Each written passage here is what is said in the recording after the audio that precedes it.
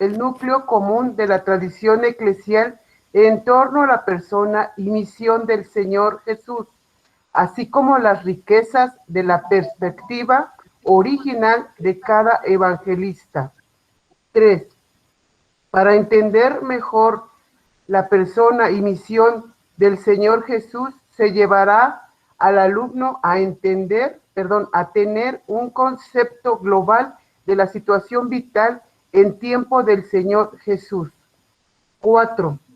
Que el alumno conozca las distintas hipótesis que se han presentado para solucionar el problema hipnótico, sabiendo discernir los elementos más valiosos de cada solución. Muchas gracias.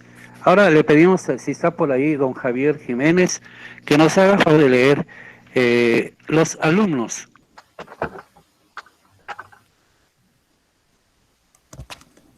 Sí, los alumnos deberán tomar un papel activo en su formación académica, asumiendo los elementos que ofrecen, investigando personal.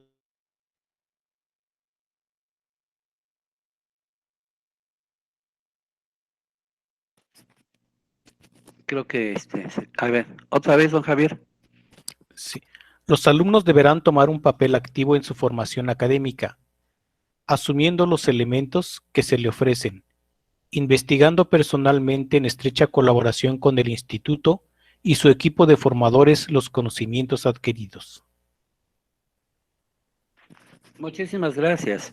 Doña Berta Salgado, si nos hace favor de leer el siguiente. Duración.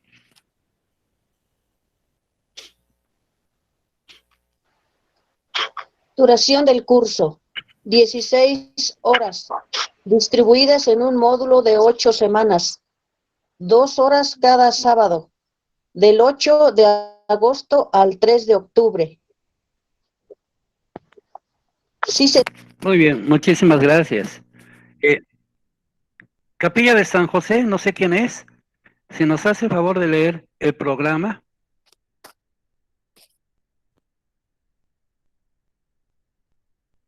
Sí, padre, perdón, es que entré con el otro correo.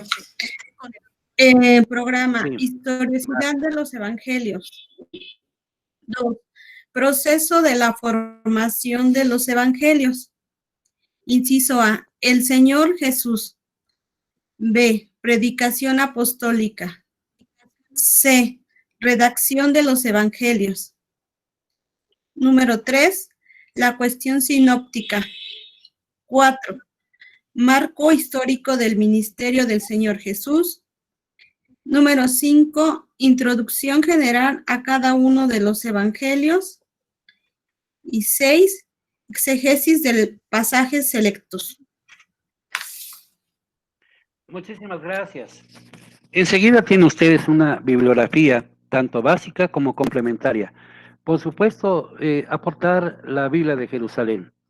Si no tiene la Biblia de Jerusalén, sería bueno conseguirla. La Biblia latinoamericana, la Biblia América, son buenas para el trabajo pastoral, pero para nuestro objetivo, ojalá podamos tener la Biblia de Jerusalén. También tienen ustedes ahí, pues una bibliografía complementaria que nos pueden ayudar. Sé que es difícil ahorita asistir a las librerías y demás, porque pues muchas están cerradas, pero procuraremos, en todo caso, ir caminando con toda la información actual que nos ofrece las bibliografías, las biografías, las librerías católicas. Ojalá que sí. Bueno, regresando a nuestro objetivo general, vamos a tener un contacto directo con el texto sagrado. Vamos a tener una visión general de los evangelios, una comprensión de sus temas principales, una iniciación para manejar los métodos exegéticos, y de manera tal que al final tengamos una base sólida y coherente que estimule y nutre la vida espiritual de todos y cada uno de ustedes. Bueno, ahora vamos a dar inicio. Espero que sigamos conectados todos.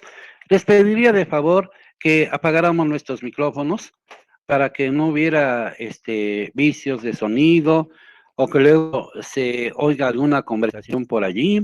En una ocasión, hace como unos 15 días, estaba yo en una reunión Zoom, teníamos una lección divina y un hermano pues dejó prendido su micrófono y en ese momento llegaron a preguntarle, oiga, que usted vende la camioneta, y sabes que se prende el micrófono y que dice, aunque esté deja de estar talada, y pues imagínense la reacción de todos, ¿no? Y pues, ay, no, pues, si quiere vender a la señora es cosa suya, pero que no nos enteremos todos. ¿Qué es eso? Más respeto para el pasaje. Bueno, entonces, me da mucho gusto estar con ustedes. Como ustedes se darán cuenta, el tema número 1 es la historicidad de los evangelios. Sí, se diría en la medida de lo posible, vayan tomando apuntes, vayan tomando nota de las ideas, no de las frases. Al final de cada tema, ustedes tendrán que desarrollar su capacidad. No anoten cosas raras, sino simplemente ideas, de manera que ustedes las entiendan, las comprendan y las puedan explicar. Entonces, el primer punto es la historicidad de los evangelios. Cuando hablamos de la historicidad, hay que hacer referencia a dos situaciones que son completamente diferentes, pero se complementan. Por ejemplo, una cosa es un hecho de la historia y otra cosa es un hecho histórico. Entonces, hecho histórico y hecho de la historia. Por ejemplo, levante la mano derecha quienes hoy en la mañana se dieron su buen baño.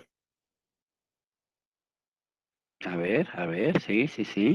Sí, no vayan a hacer baño de avión, nada más bajo las alas y el fuselaje, no se vale. Levante la mano quienes se bañan todos los días. Primeros de cada mes. Aunque los días primeros, yo los segundos y los terceros y los cuartos, todos los días, hay que hacerlo. Bueno, el que ustedes hayan ido y se hayan bañado, esto es un hecho de la historia. Pasó en un tiempo y en un lugar y en un espacio, ¿cierto o no es cierto? Si están de acuerdo, hágame como el Chavo del 8, así con los deditos. Eso es un hecho de la historia. Pero ¿hubo alguien que tomó nota de que así fue? Pues no creo, a menos que haya estado su vieja a un ladito, su señora ahí enjabonándoles la epidermis. Pero si hay alguien que dio testimonio de que sí pasó, se le llama hecho histórico. El hecho de la historia es que sí pasó. El hecho histórico es que alguien dio fe de esa circunstancia. Entonces, hay que ver hecho de la historia y hecho histórico. Fíjense que viene este problema. Durante mucho tiempo se creyó que el Señor Jesús no había sido realmente un personaje relevante. Por supuesto que Él nació, vivió, habitó nuestro planeta. Eso fue un hecho de la historia. ¿Sí? Sabemos también que fue un hecho histórico. Los evangelios son precisamente el testimonio de la experiencia que tuvieron con Jesús de Nazaret, nuestro Maestro y Señor. Entonces ya tenemos aquí hecho de la historia y hecho histórico. Entonces, cuando los evangelistas quisieron escribir, pues escribieron no tanto una biografía, sino dar testimonio de la experiencia que tuvieron con Jesús de Nazaret, un hecho histórico. Por ejemplo, levante la mano derecha quienes recuerdan el nombre completo de sus tatarabuelos. Levante la mano quienes recuerdan el nombre completo de sus bisabuelos. Levante la mano derecha quien se acuerda del nombre completo de sus abuelos.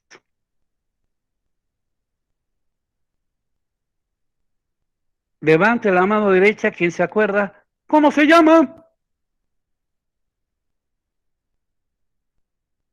Fíjense, si nosotros les preguntáramos a sus hermanos, ¿qué recuerdan de sus abuelos? Seguramente cada uno de ellos diría una experiencia diferente, como nieta o como nieto. pero todos partirían de ese mismo hecho de la historia, de la vivencia de su abuelo. Así pasó con el Señor Jesús. El Señor Jesús no dejó nada escrito, pero los evangelistas pusieron por escrito, cada uno según su circunstancia, según sus objetivos, la experiencia que tuvieron con el Señor Jesús. Ahora bien, todos nosotros sabemos también de que los abuelos o los bisabuelos o los tatarabuelos y demás, tal vez no hayan sido personas que hayan dejado escritos o que hayan dejado libros, pero su experiencia se ha transmitido de generación en generación. Alguna vez hemos escuchado de parte de los familiares, ay, tu abuelo, mira que tu abuela hacía esto y aquello. Tal vez no eran científicos como López Gatell, pero nos comunicaban la experiencia.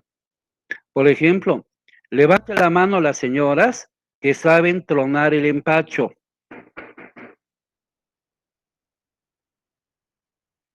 Levante la mano los señores que saben cómo se cura una cruda. Míralos. Levante la mano quienes hoy amanecieron crudos. No, pues se queman. Se queman, se queman. ¿Qué es eso, verdad? Sí, no, pues sí, no sabemos. ¿Qué es eso? No sabemos. Sí, claro. No lo De la conocemos, cuarentena. ¿verdad que no? Ajá. Está dentro de nuestra enseñanza. Sí, cómo no. No hay Sí, laboratorio de eso. Claro. No hay laboratorio, pero fíjense que hay esto. Cuando nosotros tenemos las experiencias de los abuelos, como que nos enseñan algo de su vida, de su experiencia. Por ejemplo, una situación muy curiosa. Cuando un bebé tiene un hipo, ¿qué hacen las mamás? Tráete un hilito rojo, ponle saliva y pégaselo en la frente. ¿Cierto o no es cierto? Y cuando yo en alguna ocasión visitaba hospitales, veía enfermeras que cuando un bebé tenía hipo, ahí iban corriendo por el hilito rojo. ¿Y qué pasaba? ¿Se les quitaba o no se les quitaba el hipo? Sí, se les quitaba. Sí, se les quitaba. Levante la mano las señoras que saben tronar las amígdalas.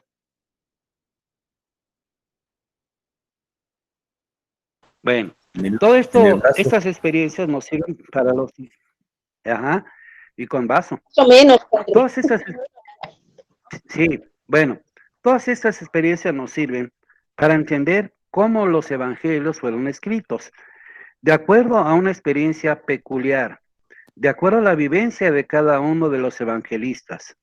Pero ante esta situación, hubo personas que dijeron, bueno, si entonces los evangelios son posteriores al hecho de la historia, pues no podemos saber casi absolutamente nada de quién fue Jesús de Nazaret. Y fue una duda que se fue metiendo, incrustando incluso en la iglesia, hasta que la Pontificia Comisión Bíblica, que fue a principios del siglo XX, entre los años 1911 y 1912, tuvo que afrontar esta situación y decir que sí es posible llegar al Jesús de la historia, incluso a través del testimonio de los apóstoles. Sí se puede llegar a conocer al Jesús de la historia. Hubo incluso dentro del ala protestante algunas exageraciones, que no podemos saber nada prácticamente sobre la persona y la vida de Jesús. Por ejemplo, Bullmann, que es un protestante alemán, él propugnaba mucho esto. Y entonces dejaban de lado la experiencia de los discípulos, de los evangelistas. Como ven, es bastante interesante la problemática. Si alguna vez tienen la oportunidad, platiquen las señoras con sus nietos, los señores platiquen con sus nietos. Sus nietos les van a recordar, no tanto porque les hayan dejado una casa, les hayan dejado dinero, les van a recordar porque los enseñaron a amar. Y mejor, amar su historia. ¿Cuántas veces hemos visto que cuando fallece una persona, detrás de la carroza hay un camión de mudanzas? Pues nunca hemos visto eso. No nos vamos a llevar nada a la tumba. Pero lo que sí podemos dejarles es la mejor herencia, que no consiste en una casa, no consiste en dinero, tampoco consiste en una carrera o una profesión. Eso no es cierto. Miren, en mi experiencia pastoral he conocido abogados que son auténticos cavernícolas, médicos que son auténticas bestias vestidas de blanco, pero también he conocido gente brillante, excelente, médicos verdaderos, auténticos, imitadores del gran médico Jesús de Nazaret. Entonces, la mejor herencia no es una casa, no es dinero, ni siquiera unos estudios. La mejor herencia, enséñales a amar, enséñales a amar. Tus abuelos, tus hijos te van a recordar porque estuviste allí, porque los enseñaste a amar, porque les enseñaste a darlo todo. Y eso es precisamente lo que vivieron los discípulos. Los discípulos entendieron la vivencia del Señor Jesús y la plasmaron primero en algo que conocemos como el querigma apostólico. Para que lo escribamos, querigma apostólico, lo primero.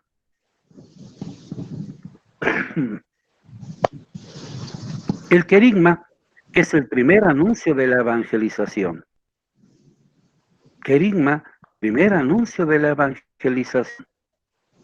¿Y qué contiene el querigma? El querigma contiene la experiencia del Señor Jesús. Primero, el amor del Padre, la aparición del pecado, las promesas, la propuesta de Dios y nuestra respuesta, vivir un nuevo Pentecostés. Ese es el querigma apostólico. Y los primeros discípulos, los evangelistas también, intentaron comunicar a los demás lo que es el querigma apostólico, el primer anuncio de la evangelización. Leonel, ¿quiere decir algo? Sí, padre, si nos hace favor de repetir los elementos del querigma. Sí. Primero, el amor del Padre. Segundo, el pecado.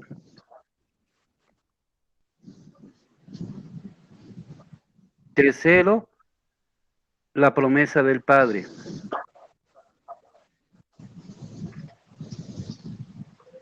El Señor Jesús. Esa sería como la propuesta. Y la respuesta, hazlo tu Señor. El señorío de Cristo. O sea, que sea el Señor de mi vida, de mi historia, de mi presente, de mi futuro, de lo que soy y de lo que tengo. Hazlo tu Salvador. Él viene a aportarnos la salvación. Pero para ser un buen discípulo misionero, Él envió la promesa del Espíritu Santo.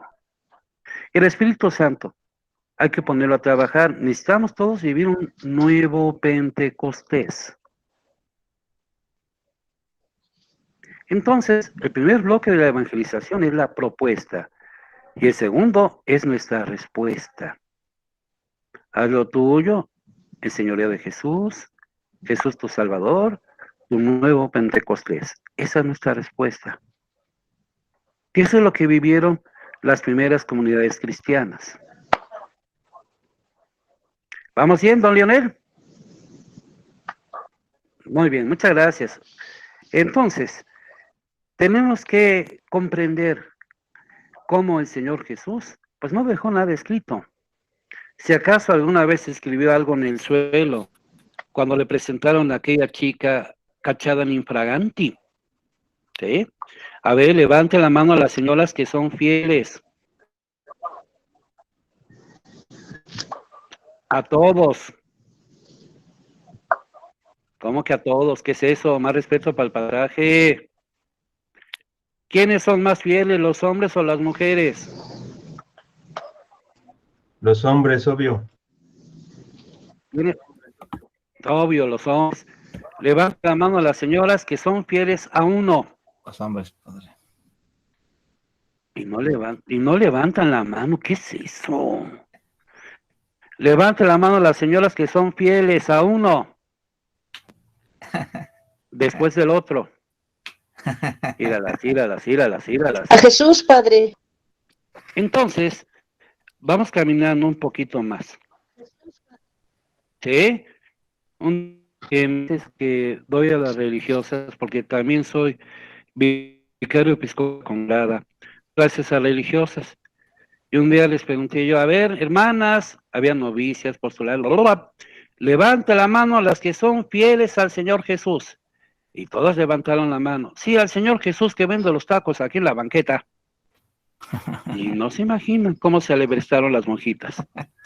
Bueno, entonces, vamos a continuar con nuestro esquema. ¿Sí? Estamos viendo entonces el hecho del planteamiento del problema del Jesús histórico y el Cristo de la fe. Ya vimos que qué diferencia hay entre un hecho de fe y un hecho histórico.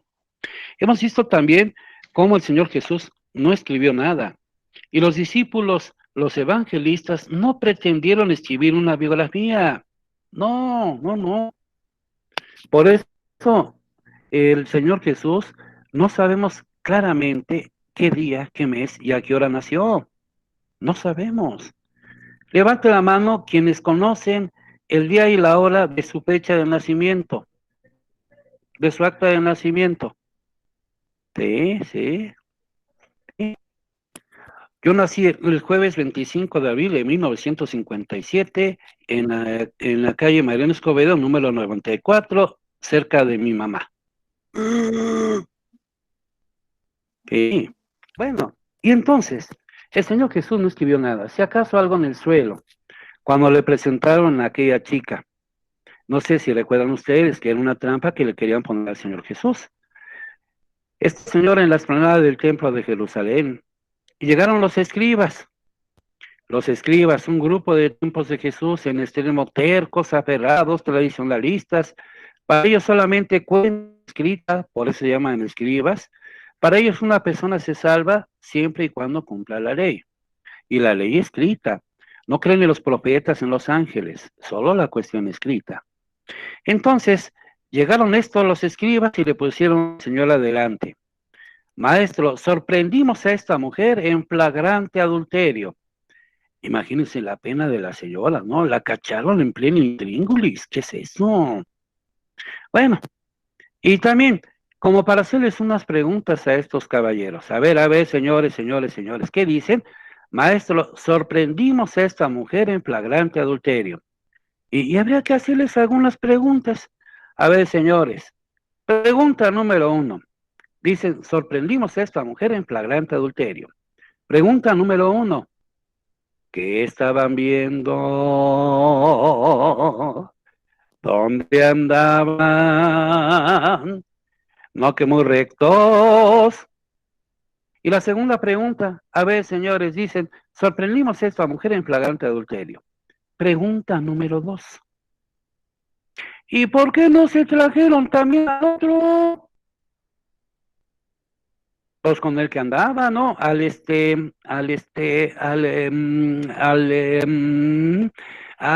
socio. Y no aparece por ningún lado. ¿Sí? Y era una trampa. Maestro, sorprendimos a esta mujer en el adulterio y según la ley debe morir ¿cómo? Hagan la seña, ¿cómo debe de morir? Lapidada. A pedradas. Y era una trampa, ¿eh? Si el Señor Jesús hubiera dicho, va, de acuerdo, eso dice la ley, mátenla. ¿Cuál hubiera sido la reacción de los escribas? Pues ahí está, pues no, que tú promueves el perdón, que hablas de la misericordia, que hablas del amor. A ver, toda la gente, ¿cómo le podemos creer a alguien que primero dice una cosa y luego dice otra?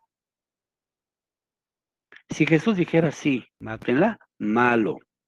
Pero si el Señor hubiera dicho, oigan, no sean así, no hagan panchos, no la maten, perdonen, más respeto, ¿cuál hubiera sido la reacción de estos? Exactamente la misma. Luego entonces tú no obedeces la ley, porque la ley dice que hay que matarlas. A ver, señores todos, ¿cómo le podemos creer a alguien que no obedece la ley? Vean, esa era la trampa. Si el Señor Jesús dijera, sí, mátenla, malo. Si el Señor Jesús hubiera dicho, no, no la maten, también malo. Esa era la trampa. No sé si la entendieron. Háganme como el Chavo del 8. Si la entendieron, háganle así. ¿Sí?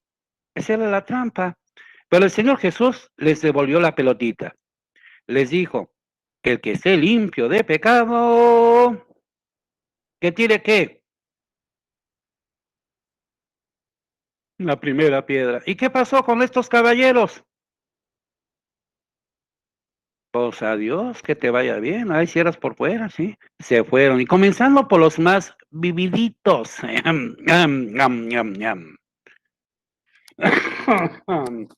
Bueno, entonces, ya vimos.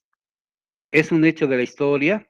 Los evangelistas no pretendieron escribir una biografía, sino escribir una experiencia en vistas al querigma apostólico, tomando como objetivo el primer elemento de la evangelización. Se llama querigma. ¿Y la catequesis entonces qué es, Padre Marco? La catequesis es una reflexión más sistemática, ordenada, de cada uno de los elementos del querigma. Esa es la diferencia. El querigma, primer anuncio de la evangelización. Catequesis, reflexión sistemática, ordenada, progresiva, discipular, misionera, de cada uno de los elementos del querigma. Esa es la diferencia entre evangelización y catequesis. Primero se debe dar la evangelización, después el querigma. Levante la mano quienes ya fueron a un retiro de evangelización querigmática. A ver, mano derecha o la izquierda, si son zurdos, quienes ya fueron a un retiro de evangelización. Perfecto. Entonces, ya tenemos como que el querigma apostólico servía precisamente para evangelizar a las comunidades. Y en los Hechos de los Apóstoles nos encontramos con, ojo, para que anuncien. En los Hechos de los Apóstoles nos encontramos 6 querigmas apostólicos. 6 querigmas apostólicos.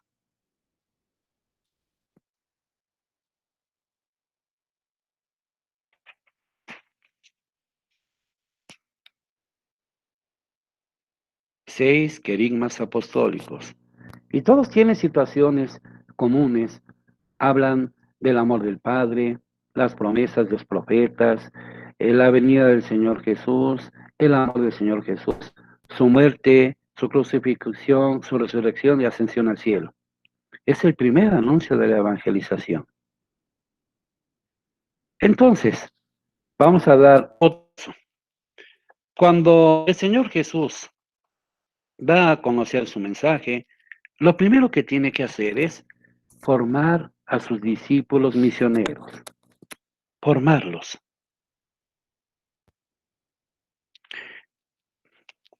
Y lo primero es formarlos, pero formarlos con Él. Si tienen la Biblia a la mano, por favor, busquen el Evangelio de Marcos.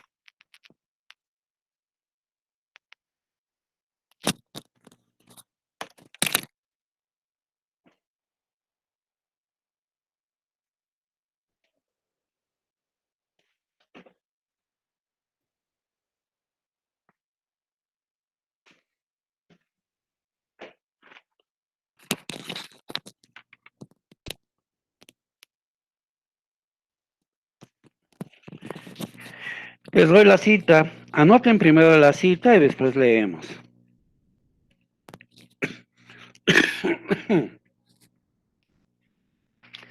Fíjense.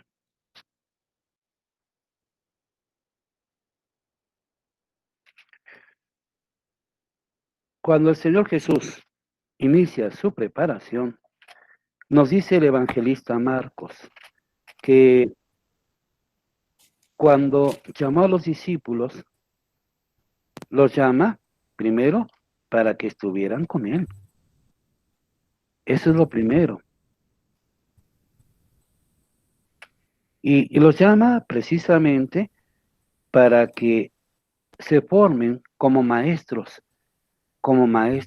y enseñantes de lo que él hacía. Vamos a escuchar capítulo 3 de Marcos, si lo tienen, por favor. Capítulo 3, Sí. versículos 13 al 18. 3 del 13 al 18. De la Biblia de Jerusalén. Quien lo tenga, simplemente encienda su micrófono y lo lee, por favor. Viene. Sí, padre. Institución de los 12. Subió al monte y llamó a los que él quiso. Cuando estuvieron junto a él, creó un grupo de 12 para que estuvieran con él y para enviarlos a predicar con poder de expulsar los demonios. Creó a los 12 a Simón, a quien llamó Pedro, a Santiago el de Zebedeo y a Juan, el hermano de Santiago, a quienes puso por nombre Boanerges, es decir, hijos del trueno. A Andrés, Felipe, Bartolomé, Mateo, Tomás, Santiago el de Alfeo, Tadeo, Simón el cananeo y Judas Iscariote, el mismo que lo entregó. Palabra del Señor. Gloria a ti, Señor Jesús. Recuerden, Gloria a ti, Señor Jesús. cuando leamos la Sagrada Escritura, sobre todo, cuando leamos los evangelios, es el mismo Señor que nos habla a través de su palabra. Cuando leemos los profetas, etcétera, decimos palabra de Dios. La Biblia toda ella es palabra de Dios. Pero los evangelios es el Señor Jesús quien directamente nos habla a través de su palabra. Por eso decimos palabra del Señor. ¿Cómo decimos? Palabra del Señor. Perfecto. También dice ahí el texto que el Señor Jesús subió al monte. Esto de entrada es un buen indicio. Recordemos que en la Biblia hay lugares especiales preferidos por Dios para darse a conocer, para dar a conocer su palabra, su mensaje, su obra. Y uno de estos lugares, sin duda, es un lugar elevado, una montaña. Piensen ustedes en el monte Sinaí, donde el Señor Dios le dio a Moisés las tablas de la ley que contienen los 10 mandamientos. El monte también, el monte Calvario, el monte del Sermón de la Montaña, el monte Tabor, el monte Sión, el monte de la Transfiguración. El monte, entonces, es un lugar especial donde va a haber algo, una comunicación de parte de Dios. Dice el evangelista que subió al monte y llamó a los que él quiso. Aquí atención con este llamado. Él llama. Toda vocación que se precie de ser cristiana inicia por un llamado de Dios. No es que de repente se me antoje, me surja, me nazca. No, toda vocación es un llamado primero. Y la primera vocación a la cual estamos llamados es la vocación, para que lo escribamos. Primera vocación, vocación a la vida. Eso es lo primero. Miren, desafortunadamente estamos en este tiempo de pandemia. Y todavía hay gente que cree que esto es un cuento del gobierno, que no existe, que no, etcétera. Yo siempre les digo, ojalá fuera un cuento, ojalá fuera un teatro. Y pues no. Nadie sabe lo que tiene hasta que no perdió un familiar por COVID-19. Levante la mano quien no tiene COVID. Levante la mano quien sí tiene el panchovirus.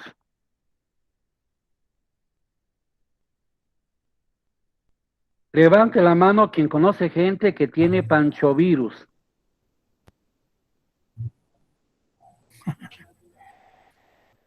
Levante la mano quien conoce a padrecitos que sí tienen el panchovirus. Ay, yo y con las dos manos. Levante la mano quien tiene un marido que tiene panchovirus.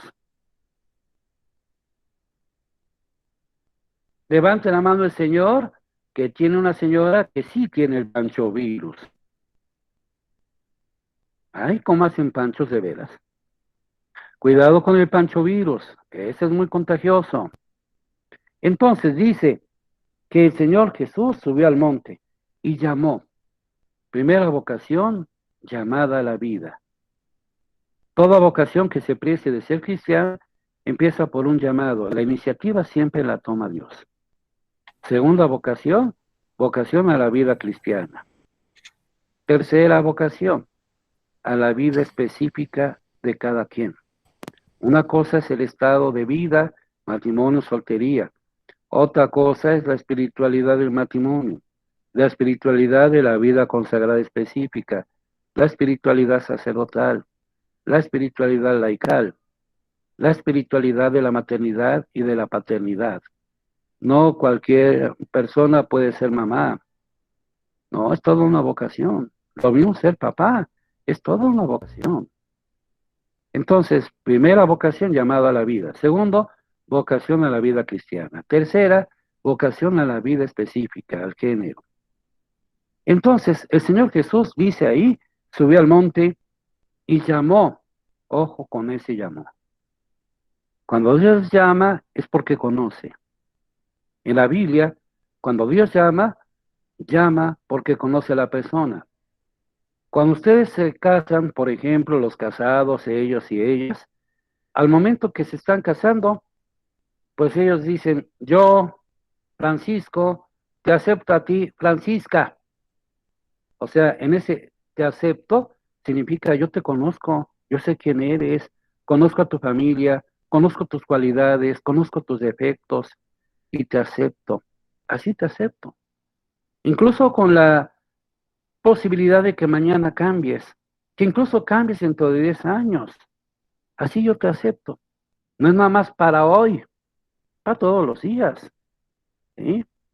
Te acepto y como mi esposo, como mi esposa. Eso marca toda la diferencia. ¿Sí? Cuando Dios llama, es porque conoce a la persona. Recordemos a Moisés. Cuando Dios le llama, Génesis capítulo 12, Abraham, Abraham.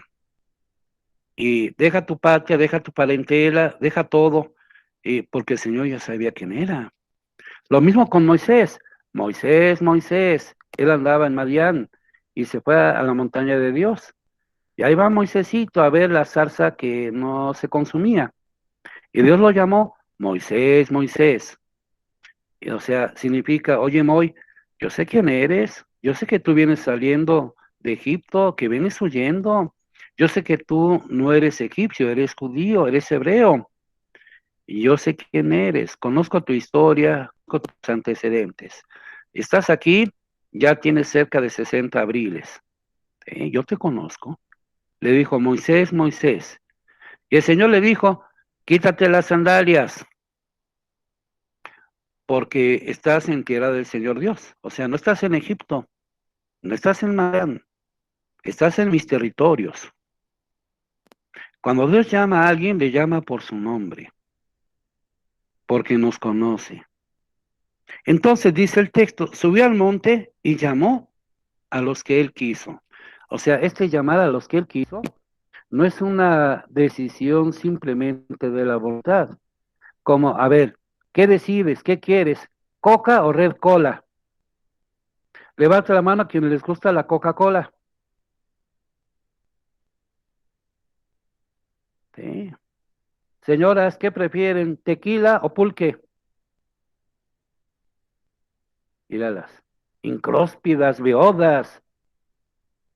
Entonces, no es una situación de la voluntad. Escojo a este, pero no a este, no. El Señor llama, dice aquí el texto, a los que Él quiso. O sea, en otras palabras, a los que Él ama.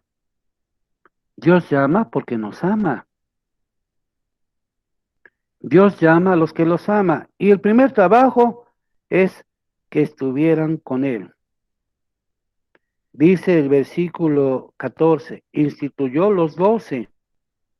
Recuerden que el número no significa solamente una cantidad. Los números en la Biblia nos invitan a pensar en experiencias. Por ejemplo, a ver si alcanzan a escribir por ahí. El uno significa unicidad. Un solo Señor, un solo bautismo, una sola fe. El dos significa complementación.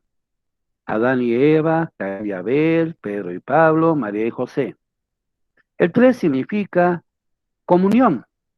El Padre, el Hijo y el Espíritu Santo. Pedro, Santiago y Juan. Jesús, José y María. El 4 y 5 significan generosidad. El 6 significa maldad.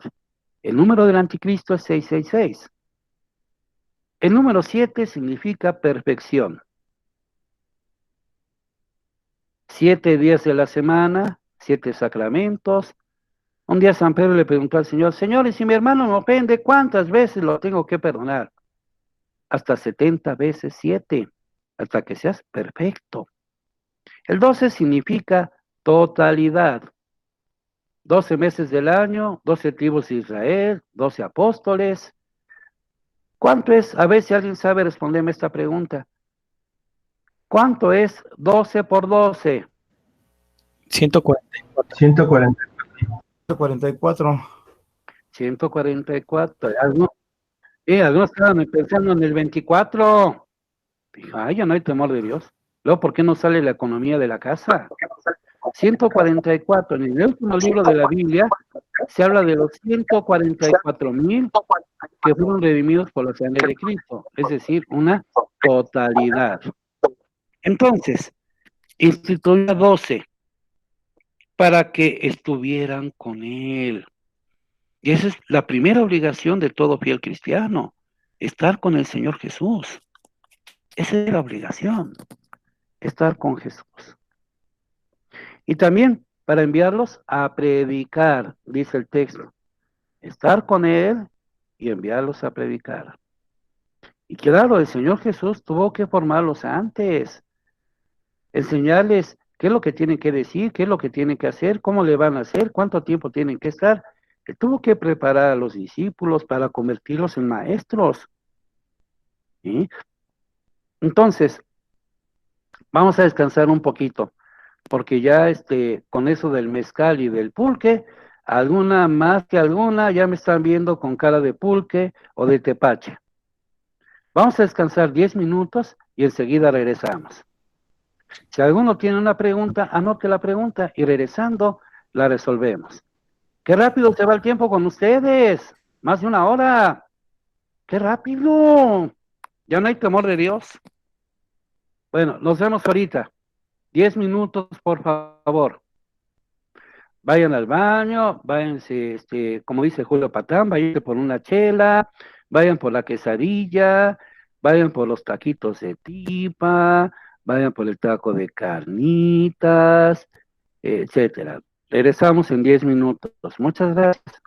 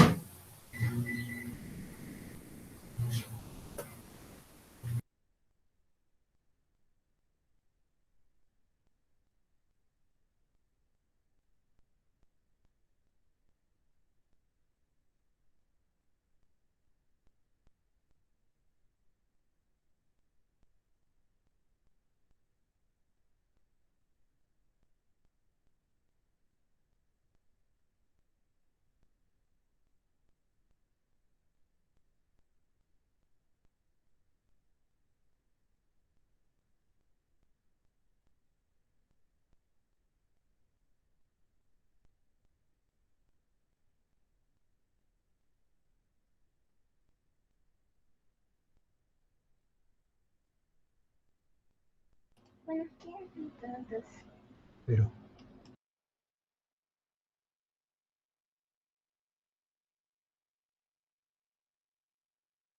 Buenos días a todos. a todos. Bueno. Hola, buenos días, nena. Hola, preciosa. ¿Cómo te llamas? Contesta. ¿Cómo te llamas? Fuerte. ¿Judith? ¿Judith?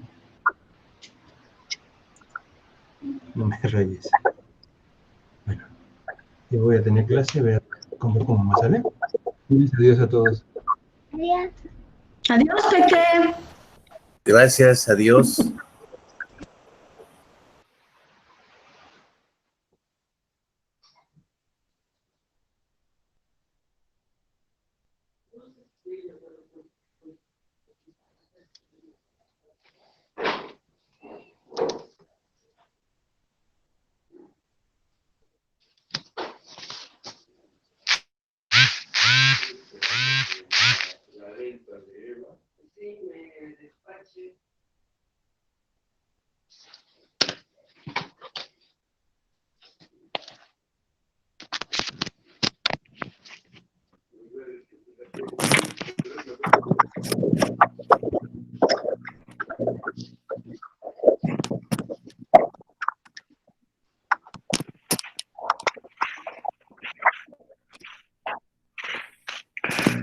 Bueno, tercera llamada.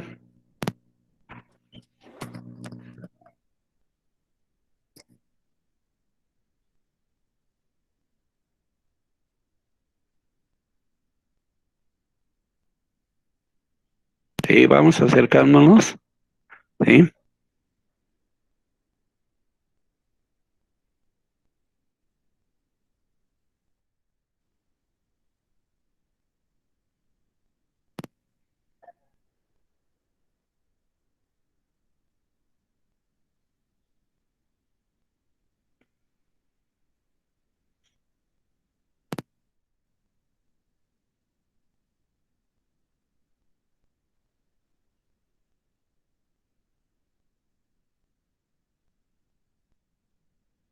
Bueno, antes de continuar y de que dar un poquito de tiempo para que los que se salieron a tomarse su chela, su taco de tripas, ver los mensajes telefónicos del novio, de la novia, vas a dejar espacio de tiempo. Y quiero saludar con mucho gusto a las personas que han tenido a bien conectarse, personas conocidas, por ejemplo, si está por ahí Elenita, me da mucho gusto saludarla. A Carolina Ruiz, mucho gusto en saludarla. También a don Fulgencio Concha, mucho gusto. También me da mucho gusto ver a Arturo Pastor García. Don Arturo, qué bueno que salió de la operación, me da mucho gusto saludarlo y verlo. Saludos a Gracias. doña Leti. Gracias. Y a muchos,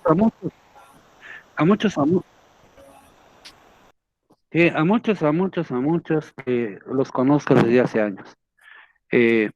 Muchas gracias. Me hacen algunas preguntas por ahí a propósito de los números en la Biblia. Voy a repetirlos con más calma para que ustedes los anoten.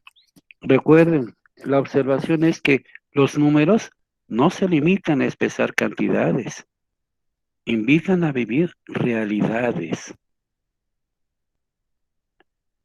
Repito, los números no se limitan a expresar cantidades, invitan a vivir realidades. El número 1 es unicidad, o sea, un solo Dios, un solo bautismo, una sola fe. El número 2 significa complementación. Complementación. Adán y Eva, Caín y Abel, Pedro y Pablo, María y José. El número 3 significa comunión. El Padre, el Hijo y el Espíritu Santo. Pedro, Santiago y Juan. Jesús, José y María. 3 significa comunión. 4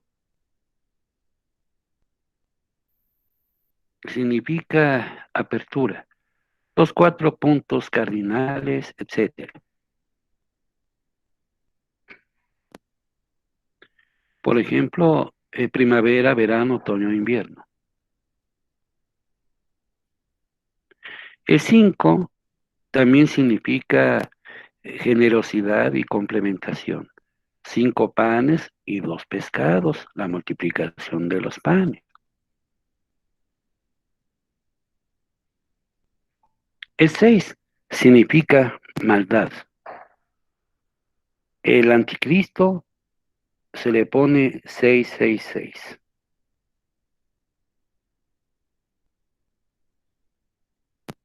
El 7 significa perfección. Perfección, 7 días de la semana, 7 sacramentos. Sí. Perdón, padre. ¿Alguien iba a decir algo? Sí, don Leonel. Perdón. Perdón, Leonel. Adelante. Gracias. En el caso del número 4, ¿tiene relación también con los 40 años vagando por el desierto y los 40 días de Jesús ayunando, preparándose a la vida pública?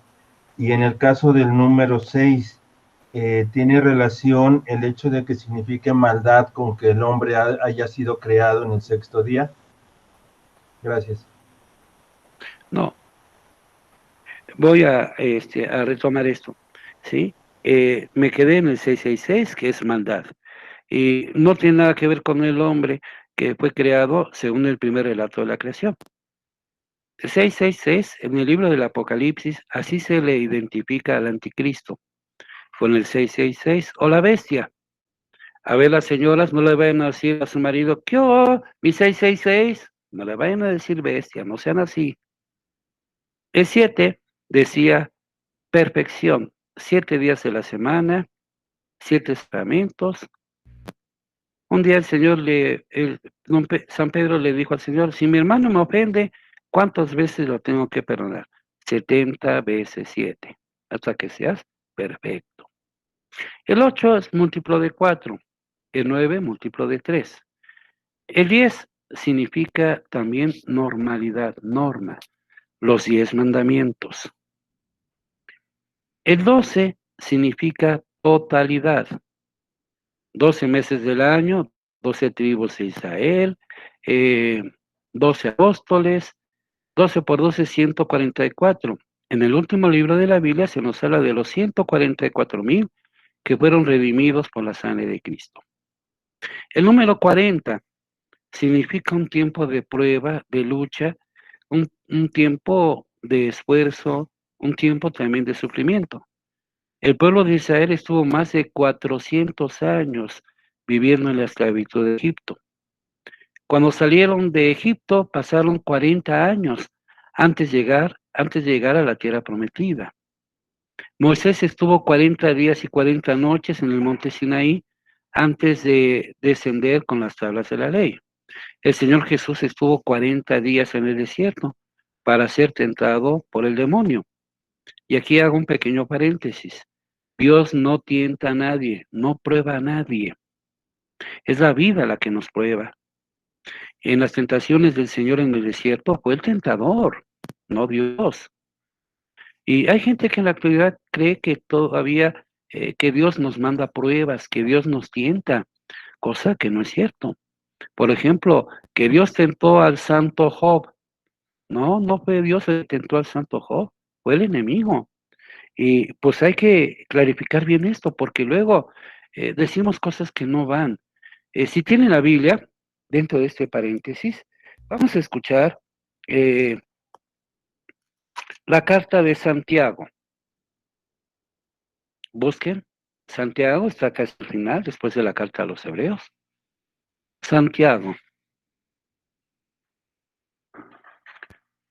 capítulo 1, versículos 12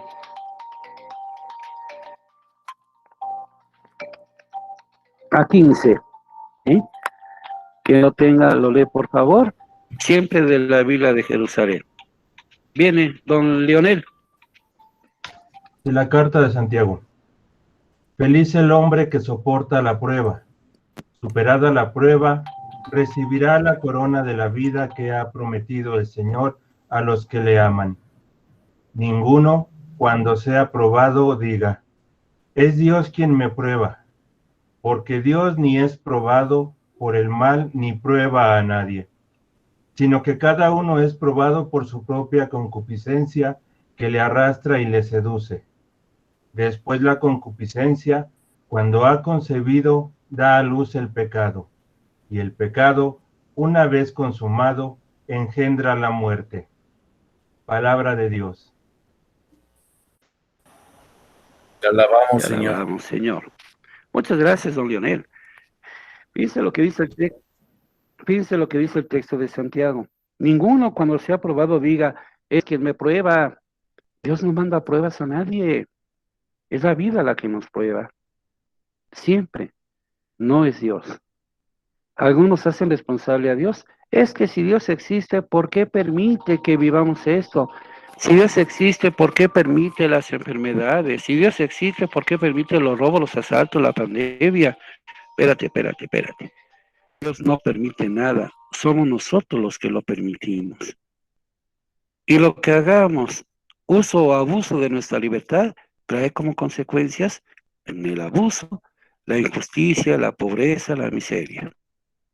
Entonces, el número 40 representa un tiempo de prueba, de lucha, un tiempo de discernimiento, en fin. Bueno, espero que les haya quedado claro esto de los números. Volvamos entonces a nuestro programa original. Entonces, decíamos que el Señor Jesús no escribió nada, no dejó nada por escrito. Y cuando los discípulos fueron llamados, el Señor Jesús primero sube a un monte elevado, o sea, Una montaña, ya sabemos, es un lugar especial preferido por Dios. El monte Sinaí, el monte Tabor, el monte Carmelo, el monte de la Transfiguración, el monte Calvario, el monte del Sermón de las Montañas. Va a haber algo especial. Y dice que él llamó. Siempre la iniciativa viene de Dios. No es que de repente me surja, se me antoje. No. Y luego dice, llamó a los que él quiso. Más bien, llamó a los que él amaba. ¿Sí? Si Dios llama es porque ama. Y decíamos también que el primer trabajo es que estuvieran con él. Es el primer trabajo de todo discípulo misionero, estar siempre con Jesús. Si no estamos con Jesús, nos va a pasar como San Pedro, nos vamos a hundir. San Pedro empezó a ahogarse en el lago de Galilea cuando perdió de vista al Señor y se fijó en el agua, y cuando perdemos de vista al Señor, nos hundimos. Entonces, el primer trabajo de todo fiel cristiano es estar con el Señor Jesús. Siempre es con Él. Y decíamos entonces que el Señor Jesús no dejó nada por escrito. Pero los discípulos de este hecho de la historia, que es Jesús de Nazaret, lo convirtieron en un hecho histórico, porque dan testimonio de la vida del Señor Jesús. Dan testimonio, saben quién es Él, saben lo que dijo, recogieron incluso muchas versiones. Y recordemos también que no son biografías. Ahí jamás encontraremos cuándo nació el Señor Jesús, a qué horas, en dónde, nada. Vamos a escuchar del Evangelio de Lucas, anoten primero la cita, Lucas capítulo 1, versículos 1 a 4. Lucas capítulo 1, del 1 al 4. ¿Sí? Lucas 1, del 1 al 4. Quien lo tenga, lo lee por favor, simplemente encienda su micrófono.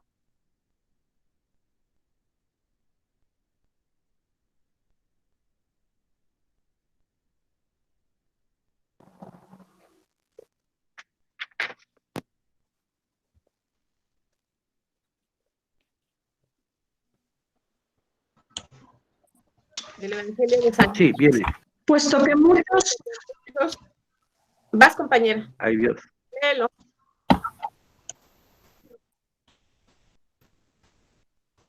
¿Sí? ¿Quién lo lee? Viene. Puesto que muchos han intentado narrar ordenadamente las cosas que se han verificado entre nosotros, tal como nos los han transmitido los que desde el principio fueron testigos ocultos y servidores de la palabra. He decidido yo también, después de haber investigado diligentemente todo desde los orígenes, escribírtelo por su orden, ilustre Teófilo, para que conozcas la solidez de las enseñanzas que se han recibido. Palabra de Dios. Palabra del Señor. Gloria a ti, Señor Jesús. Gloria a ti, Vean lo que Señor. dice el Gloria a ti, evangelista. Señor. Dice el evangelista, puesto que muchos han intentado narrar ordenadamente las cosas que se han verificado entre nosotros, tal como nos las han transmitido los que desde el principio fueron, ojo, testigos oculares y servidores de la palabra. Noten que el término palabra está escrito con mayúscula, no con minúscula. O sea, se refiere al Señor Jesús. He decidido yo también, después de haber investigado diligentemente todo desde los orígenes, escribírselo por su orden. Ilustre Teófilo. Teófilo es una palabra en griego que significa amigo de Dios. Teófilo significa amigo de Dios. Por lo tanto, el que recibe el querigma tiene que convertirse en un amigo de Dios. No cualquier amigo, amigo de Dios. Amigo de Dios. Esto es impresionante.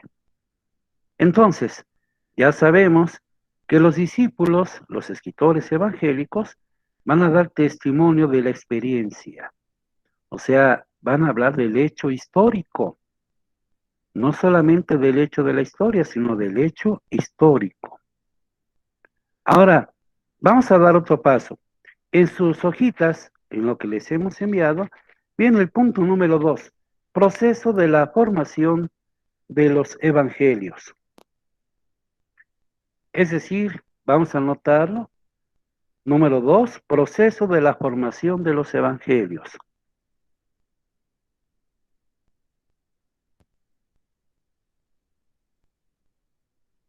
Y la pregunta es, ¿cómo se formaron entonces los escritos evangélicos?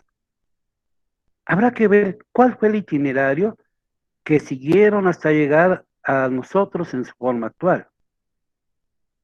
Pero antes de ver este proceso, vamos por partes. Dice por ahí un artista, cuando nosotros, los guapos, despacito, despacito. ¿Qué es eso de buena noticia? Porque estamos hablando de evangelios, tenemos que ver que son una buena noticia. Primero, la palabra evangelio viene de dos términos en griego, eu y angelio, euangelio. Eu significa bueno, buena. Han oído seguramente la palabra Eugenia. La palabra Eugenia significa bien nacida. Eugenia. De ahí viene la palabra genética, genealogía. Eugenia. Euangelio. El ángel es el mensajero. Evangelio es un buen mensaje, es una buena noticia. Eso significa la palabra evangelio, buena noticia. Veamos entonces ahora, ¿qué es eso de la buena noticia?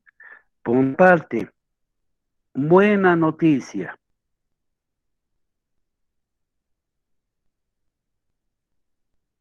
Ya sabemos, Jesús no escribió nada.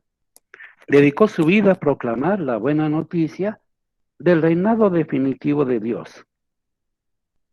Y con él, con su llegada, con su reinado, liberar a todos los que estaban sometidos a las cadenas del pecado. En sus múltiples apariciones. El pecado no solamente es una acción, omisión, actitud. Es una connotación mucho más allá que lleva al hombre a no caminar, a no avanzar, a no ser libre, a no ser feliz. Entonces, ya tenemos. Él dedicó su vida a proclamar el reinado de Dios. Y fueron sus discípulos quienes recogieron aquella proclamación. El Señor Jesús lo primero que anuncia es la llegada del reino. Y esta llegada del reino se hace realidad con la vida y las palabras, las acciones del Señor Jesús. Entonces, el Evangelio es un testimonio, es una buena noticia. Por ejemplo, cuando las señoras acaban de tener su bebé, lo primero, comunícate con tu papá y tu mamá, comunícate con los suegros, comunícate con los abuelos, que ya tenemos un crío nuevo. Y cuando la mamá recibe por vez primera al bebé, uy, se alegra. Dicen que los dolores de parto son tan fuertes que el hombre no los aguanta. Levante la mano las señoras que creen que el marido no aguantaría los dolores de parto. Sí. Algunas me dicen, padre, si con un dolorcito de muelas ya se están muriendo. El dolor no se quita, pero pasa a un segundo término cuando tienen al bebé en sus brazos. Ay, qué precioso, ay, mi bebé, ya te esperaba con ansia. Ay, ¿cómo te pareces a tu padre? Ay. Entonces, es una buena noticia y córrele a avisarle a todo mundo. Y dispárate los chocolates y los cigarros para que todo el mundo sepa qué fue, si varón o hembra. A propósito de hombre y mujer, ¿Saben ustedes cómo se dice hombre en hebreo? Para que lo anote, hombre en hebreo, I-S-H. Hombre en hebreo, I-S-H. De ahí viene la palabra Ismael, Isaac, Isaías. ¿Y saben cómo se dice mujer en hebreo? Isha. I-S-H-A. Isha. De ahí viene la palabra Isabel, Elizabeth. ¿Y saben cómo se dice alumna del Instituto de Formación para Laicos? ¿Saben cómo se dice mujer? Alumna. Pancilla. Ay, qué panchos hacen las mujeres, de veras. ¿Y saben cómo se dice padre Marco en hebreo? Papucho. Papucho. Bueno, entonces, buena noticia. En el Señor Jesús es la llegada del reinado de Dios. Punto y aparte. Pero muchas veces una buena noticia no solamente es la llegada de un bebé, también es el hecho de que se casó fulano, se casó merengana, y pues a las chicas solteras, Caro, saludos, doña Caro, soltera o casada, doña Caro, soltera o casada. Mamá se ríe, pone cara de chimoltrupia. Doña Caro, ponga su micrófono. ¿Soltera o casada?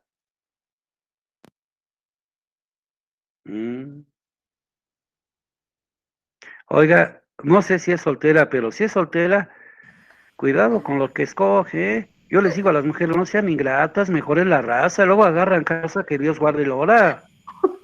Estoy soltera, padre. La mano quien tiene un marido guapo. Por eso le digo, pues la conozco desde hace muchos años. Cuando agarren bien, no agarren cualquier cosa. No, cuídense de los gaznápiros. Mejoren la raza, no sean así. Bueno. Ya como que ya, tranquila, ya pasó. Ok. Bueno, decía yo, punto y aparte. Buenas noticias no solamente es el nacimiento de un bebé, que es lo más bello que una mamá puede tener, pero también pueden ser otras circunstancias. Por ejemplo, cuando nació el emperador Augusto, el papá del emperador Augusto mandó publicar a todos los rincones de su imperio que ya había nacido su retoño. ¿Sí? Voy a leer parte de esa buena noticia, el año 9 antes de Cristo. Dice así: este día ha cambiado la faz del mundo, pues este habría llegado a su ocaso si en el nacido no se hubiese manifestado la felicidad para todos los hombres. Él es realmente el que en este aniversario aparece como el principio de la vida y de todas las formas vitales. Por fin ha pasado el tiempo que teníamos arrepentidos de haber nacido.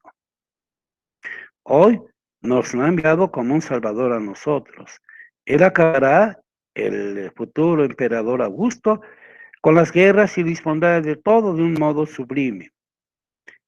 Que su nacimiento sea el conocimiento de una nueva era para todo el imperio. Tan tan. Fíjense que esto es algo especial. No solamente es el nacimiento de un hijo. Para un enfermo, ¿cuál sería una buena noticia? Pues que ya no estás enfermo. ¿Cuál sería una buena noticia para una mamá? Pues que sus hijos están bien. ¿Cuál sería la buena noticia para los jóvenes abuelos? Pues que ya eres abuelo. A ver, pregunto yo a los abuelos, ¿es cierto que los nietos son amansabuelos? Díganme sí o no, como el chavo. ¿Es cierto que los nietos son amansabuelos? Y miren, qué coraje les da. Abuelos culecos, consentidores, taparroscas. Entonces, para una persona enferma, la buena noticia es que esté sano. Para una mamá, son sus hijos. Para un abuelo, son sus nietos. Y no solamente es el nacimiento de una persona. También, entre los judíos, entre los judíos se daba una buena noticia. En hebreo se dice Beshorach. Beshorach. Voy a deletrear para que escriban ustedes el término. B de burro, E de Enrique, S de Sonia, O de Oscar, R de Ricardo, A de Alma y H de Héctor.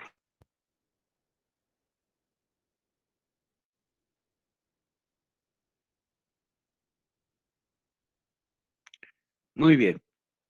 Eso, Beshorat, significa buena noticia. Y, por supuesto, la buena noticia para un fiel israelita es que está siempre en comunicación con Dios. El sacerdote, en el libro de Levítico, es el transmisor de la voluntad de Dios. Y de Dios siempre vamos a recibir cosas buenas, jamás cosas malas.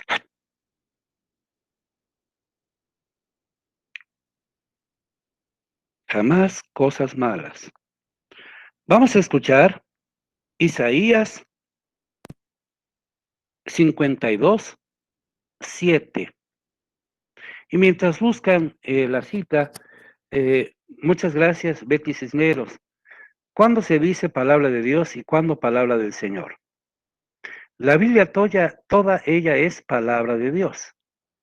Por eso la liturgia de la Eucaristía, cuando decimos el libro de los profetas o alguna carta, decimos palabra de Dios. Pero cuando leemos el Evangelio, el sacerdote no dice palabra de Dios, sino palabra del Señor. Solamente los Evangelios. Porque es el Señor Jesús quien nos habla a través de su vida, de su Evangelio, de sus parábolas. Espero, Betty, que le haya quedado bien. Entonces, vamos a escuchar Isaías 52, 7. Quien lo tenga, lo lee, por favor.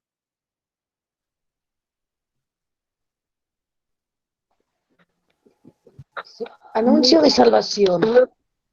Qué hermosos son sobre los montes los pies del mensajero que anuncia la paz, que trae buenas nuevas, que anuncia salvación, que dice a Sión.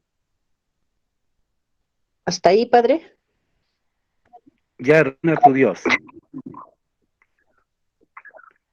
Palabra Ya de Dios. Reina, palabra de Dios. Te alabamos, Señor. Muchas gracias, doña Betty Salgado. Te alabamos, Señor. Fíjense, dice el texto, padre, por favor.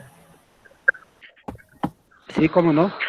Isaías 52, 7. Isaías 52, 7. Gracias. Dice el texto, qué hermosos son sobre los montes los pies del mensajero, ¿sí?, que anuncia la paz, que trae buenas noticias. Ahí está escrito en hebreo, Beshorach. ¿Sí? Entonces, ya tenemos. Cuando el Señor Jesús habla a sus discípulos, le transmite una buena noticia, el reinado de Dios. Y cuando ellos tenían que transmitir, hablaban de la buena noticia. Con el paso del tiempo, el predicador se convierte en el predicado. El Señor Jesús anunciaba el reino Y los discípulos después anunciarán al Señor Jesús, porque Él es el contenido de la buena nueva de Dios. ¿Vamos bien? Bueno, bueno, yo creo que le vamos a dejar aquí, ya son 11:50 y cacho.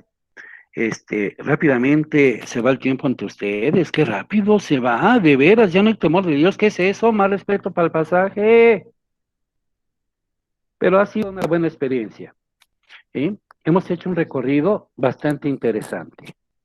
Hemos hecho el recorrido desde el primer momento de cómo pues se suscitó esta problemática del proceso de la formación de los evangelios, pero vimos el problema del Jesús histórico y el Cristo de la fe. Hablábamos del hecho de la historia, que es diferente de un hecho histórico.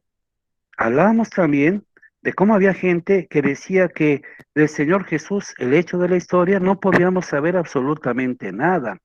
Hoy sabemos que sí podemos llegar al Jesús de la historia a través del hecho histórico.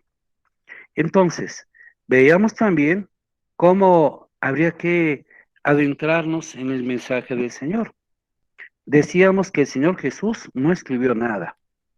Si acaso escribió en el suelo algo cuando le llevaron a aquella chica que sorprendieron en Intríngulis y que estaban allí los escribas. Habíamos hablado también de que los evangelistas no pretendieron escribir una biografía, sino un testimonio histórico, como lo vimos al principio del Evangelio de Lucas. Muchos han tratado de escribir, pero yo he decidido desde el principio, mi querido Teófilo, amigo de Dios, escribírtelo para que conozca la solidez de lo que se te ha enseñado. Y decíamos cómo los primeros discípulos fueron llamados por el Señor Jesús. Marcos nos narra que el Señor Jesús subió a un monte. Ya supimos que el monte es un lugar especial preferido por Dios. Y entonces, allí en el monte, llamó a los que Él quiso. Llamar. Toda vocación que se precie de ser cristiano es un llamado de Dios. La primera vocación es la vocación a la vida. Segundo, a la vocación cristiana.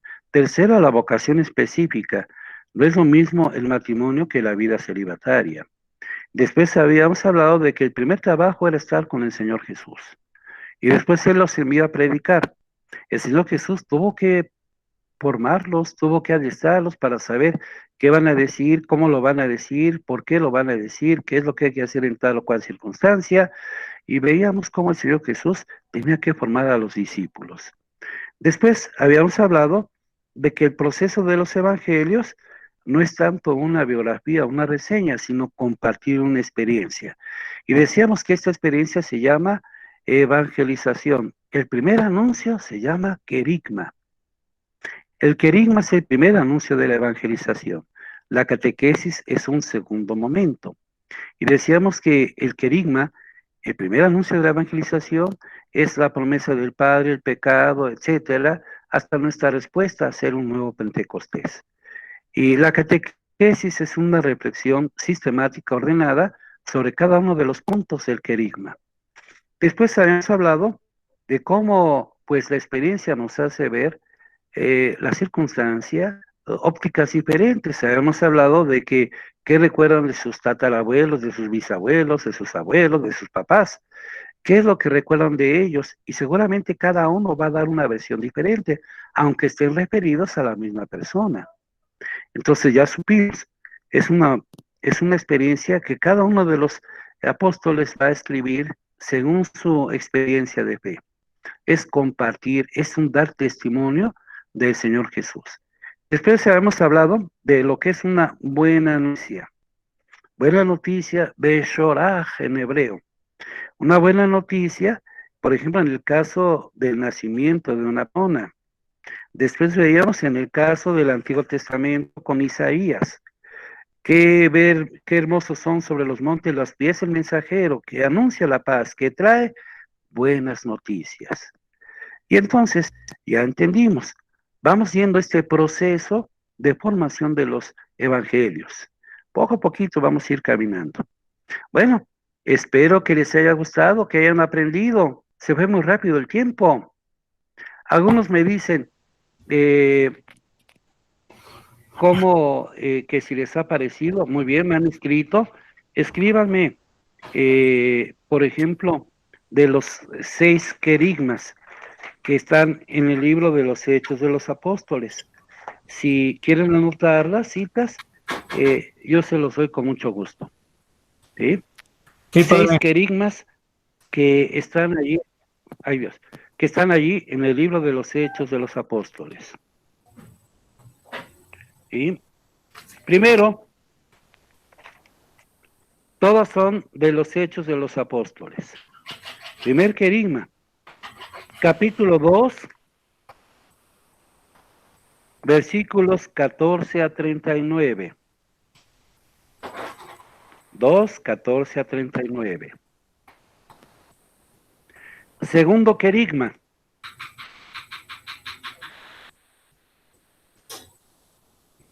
3, 13, 26.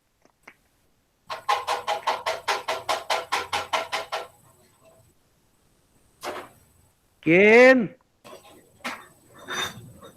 Ay Dios. Tercer querigma, 4, 10 a 12.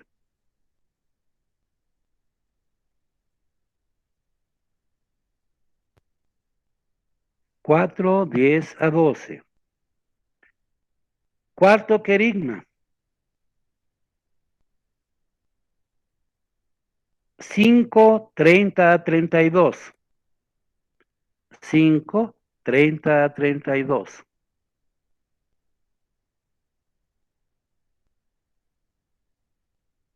Quinto querigma,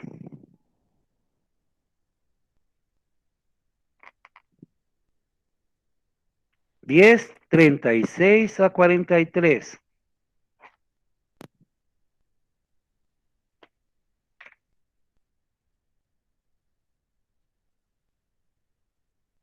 Diez, 36 a 43. Y el último querigma,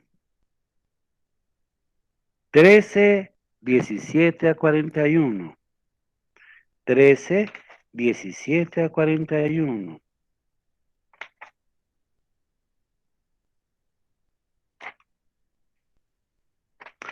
Recuerden ustedes que estos querigmas tienen una estructura diferente en Pedro, en Pablo, en fin. Y es comprensible porque cada uno va a hablar según el auditorio que tiene enfrente. Recuerden ustedes que lo primero es la promesa del Padre, el amor del Padre. Siempre los que han ido a este retiro de evangelización se comienza por el amor del Padre. Notarán que en algunos textos no viene, pero sí hay una segunda referencia. Viene la referencia a lo que se anunciaba por los profetas, la promesa, que viene en el segundo y en el primer querigma, pero no viene en el tercero, cuarto, quinto y sexto. El tercero es de la tribu de Leví, que sería en el fondo el anunciado por los escritos, por las profecías, por la esperanza del pueblo. Y luego viene una referencia, el siguiente aspecto del querigma, a cómo el Señor Jesús empieza a predicar la salvación. Empieza con Juan Bautista. Predicó un bautismo de conversión a todo el pueblo. Y dijo, detrás de mí viene uno a quien yo no soy digno de quitarle las correas de sus sandalias. Después viene la alusión a la pasión y muerte de Jesús. A Jesús de Nazaret, hombre a quien Dios acreditó ante ustedes y con milagros. El Dios de nuestros padres ha glorificado a su siervo Jesús. Y lo dice, a quien Dios resucitó de entre los muertos. la resurrección. Y después viene el hecho del Espíritu Santo. Es la respuesta para que nosotros podamos vivir. En fin, son los 6 querigmas. ¿Sí? Los podrán leer, verán que algunos faltan un punto, otros otro, pero en fin, de acuerdo a los oyentes, al auditorio. Bueno, pues les saludo a todos, muchísimas gracias por seguirnos. Cualquier cosa, estoy a sus órdenes. Pueden pedir mi teléfono, mi dirección o mi correo allá con Yasmín. Les agradezco a todos, espero les haya gustado. Que tengan feliz tarde. Gracias a todos. Gracias. Gracias, padre. Gracias, padre. Gracias, padre. Gracias por su excelente clase. ¿Qué clase? Gracias. Muchas felicidades. Gracias, padre. Gracias, bye. Gracias, padre. Nada tanto. Gracias Chao. por dificultar la ignorancia. No, yo no sé qué es. Levante la mano quien tiene sí el panchovirus. Bueno, cuídense mucho, que Dios los bendiga. Claro. Nos vemos dentro de 8 días. Primeramente, Dios, Claro. padre. Siempre. Primero Dios. Bye. Gracias, padre. Bye, bye. Don Arturo, cuídese mucho. Bye. Saludos a Leti.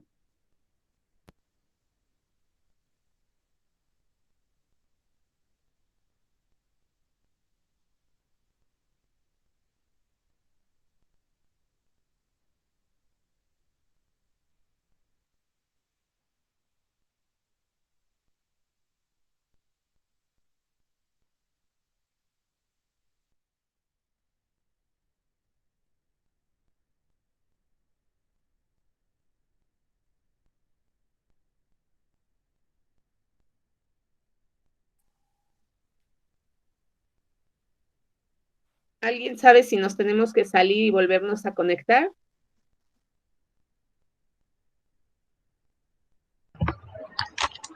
Sí, así es. Gracias, compañera.